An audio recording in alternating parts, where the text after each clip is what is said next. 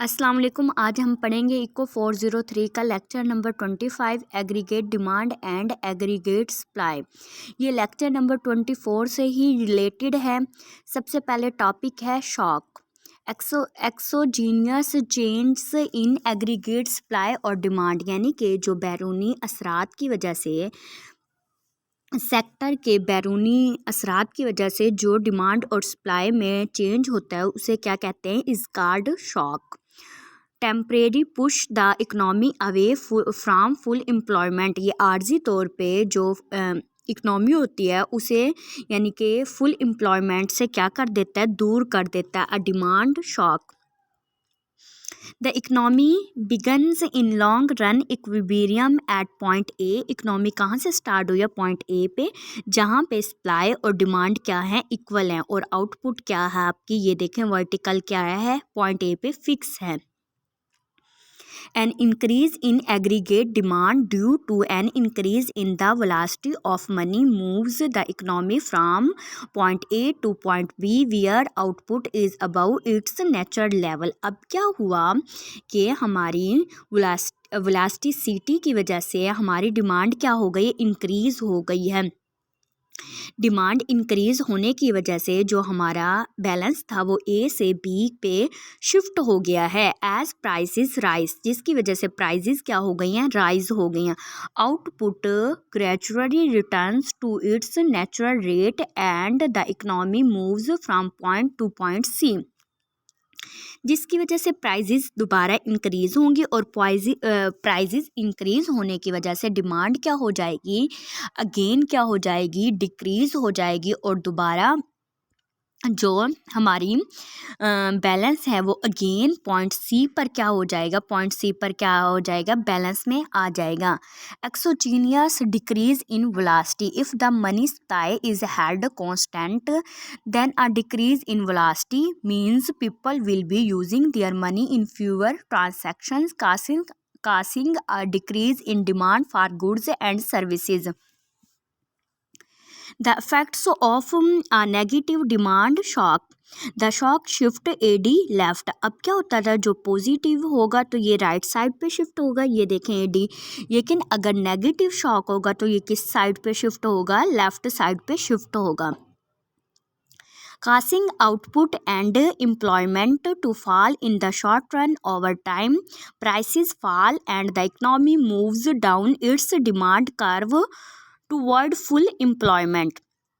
Short time में क्या होगा, प्राइसेस क्या हो जाएंगी, फॉल होंगी, जिसकी वजह से अगेन जो हमारा बैलेंस होगा, इक्विलिब्रियम होगा, वो पॉइंट सी पर क्या हो जाएगा, अगेन आउटपुट फिक्स आउटपुट पर आ गई है।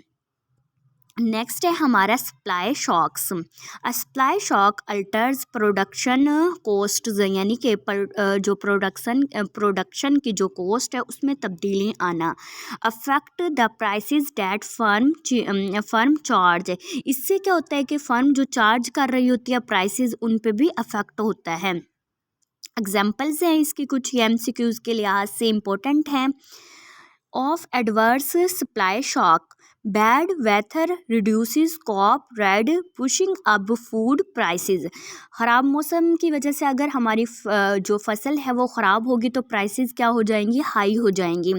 Workers unionise negotiate wage increases, new environmental regulation requires firm to reduce emissions, firm charge higher prices to help cover the cost of compliance. क्या होता है कि अगर ऐसी रेगुलेशंस हो जाती हैं कि फैक्ट्री कारखानों के धुएं की वजह से इन्वायरमेंट में चेंज आ रहे हैं तो फिर इन पर क्या होगा, टैक्स होगा, और वो टैक्स की वजह से प्राइसेस क्या हो जाएंगी, हाई हो जाएंगी। Favourable supply shock lower cost and prices, जो फेवरेबल अगर शॉक होगा तो उससे क्या होंगी, प्राइसेस क्या होंगी, कम होंगी। यहाँ पे देखें कि जो लॉन्ग रन एग्रीगेट सप्लाई है वो फिक्स्ड है, शॉर्ट रन भी फिक्स है, यहाँ पे डिमांड है। अब क्या हुआ है, डिमांड, यहाँ पे डिमांड है, अब यानी कि सप्लाई शॉक की वजह से क्या हो गया, प्राइस क्या हो गई है, इंक्रीज़ हो गई है, जिसकी वजह से हमारी जो आउटपुट है वो भी कम हो गई और पॉइंट ए पर क्या है, बैलेंस है। ये शॉर्ट रन को इन्होंने शो किया है। The adverse supply shock moves the economy to point B, तो इकोनॉमी को पॉइंट बी की तरफ क्या कर दिया है, मूव कर दिया। Stabilisation policy actions aimed at reducing the severity of short-run economic fluctuations. Example using monetary policy to combat the effects of adverse supply shock. अब मॉनिटरी पॉलिसी क्या होती है, इसमें ये होता है कि जो चीज़ें नुकसान दे रही होती हैं उन पे हुकूमत क्या करती है, टैक्स लगाती है। तो वो टैक्स के ज़रिए क्या करती है, मनी की सप्लाई को कंट्रोल करती है या फिर मनी की सप्लाई को क्या करती है, इंक्रीज़ करती है या डिक्रीज़ करती है।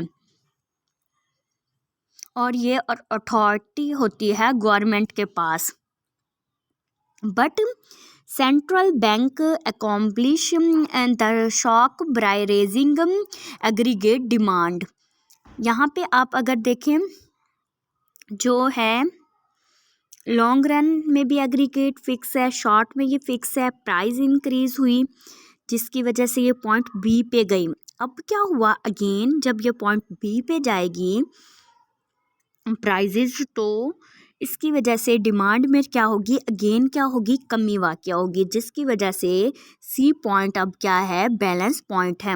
Result P is permanently higher but Y remains at its full employment level. अब इन्होंने एक एग्जाम्पल हमारे साथ शेयर की है 1970 ऑयल शॉक्स। क्या हुआ था कि 1970 में ऑयल की प्राइसेस क्या हुई थी, इंक्रीज़ हुई थी। इसमें ये 3 टाइम्स इंक्रीज़ हुई थी, तो आप इनकी डेट्स ना याद कर लेना फॉर MCQs। अर्ली 1970 आपका coordinates a reduction in the supply of oil prices rose 11% in 1973, 68% in 1974 and 16% in 1975. Such sharp oil prices increases are supply shocks because they significantly impact production costs and prices. The oil price shock shift short-run aggregate supply up, causing output and employment to fall. In absence of further price shocks, prices will fall over time and economy moves back toward full employment. क्या होता है कि short run में अगर हमारी prices increase होती हैं तो डिमांड क्या हो जाती है, डिक्रीज़ हो जाती है। लेकिन जो लॉन्ग रन होता है उसमें दोबारा कोई भी जो इकनॉमी होती है वो स्टेबल हो जाती है और प्राइसेस भी अगेन क्या हो जाती हैं, लो हो जाती हैं। यहाँ पे अगर देखें, ये देखें पॉइंट ए से जब प्राइसेस इंक्रीज़ हुई हैं तो फिर पॉइंट बी पर आए हैं और पॉइंट बी पर आने की वजह से क्या हो गई, आउटपुट इनकी कम हो जाएगी। यहाँ पे फिक्स आउटपुट है, आउटपुट Y2 क्या है, कम है, तो अगेन दोबारा बैलेंस ए पॉइंट पर होगा। यहाँ पे इन्होंने जो इन्फ्लेशन में तब्दीलियाँ आई थी, यानी कि जो ऑयल प्राइसेस इंक्रीज़ हुई थी, ऑयल प्राइसेस और इन्फ्लेशन और अनएम्प्लॉयमेंट रेट के जो उनका आपस में उनका ताल्लुक है उसे शो किया इन्होंने। ये देखिए इन्फ्लेशन अगर हाई होती है तो आउटपुट क्या हो जाती है, फॉल होती है, और अनएम्प्लॉयमेंट क्या हो जाती है, इंक्रीज़ हो जाती है। Late 1970 as economy was recovery, oil prices shut up again, causing another hawk supply shock। यानी कि दोबारा उनकी प्राइसेस चेंज हुई, दोबारा उनके ताल्लुक को इन्होंने यहाँ पे उनके रिलेशनशिप को शो किया है। यहाँ पे ये पॉइंट है कि लेफ़्ट स्केल पे वो शो कर रहे हैं change in oil price inflation rate को, राइट स्केल पे उन्होंने शो किया है इस साइड पे, और अनएम्प्लॉयमेंट रेट को उन्होंने राइट साइड पे शो किया है। The 1980 oil shocks, a favorable supply shock, a significant fall in oil prices as the model would predict, inflation and unemployment fall। जब क्या होता है, प्राइजेस क्या होती हैं, डिक्रीज़ होती हैं, फॉल करती हैं, तो उसकी वजह से जो इन्फ्लेशन है और अनएम्प्लॉयमेंट है वो भी फॉल करता है।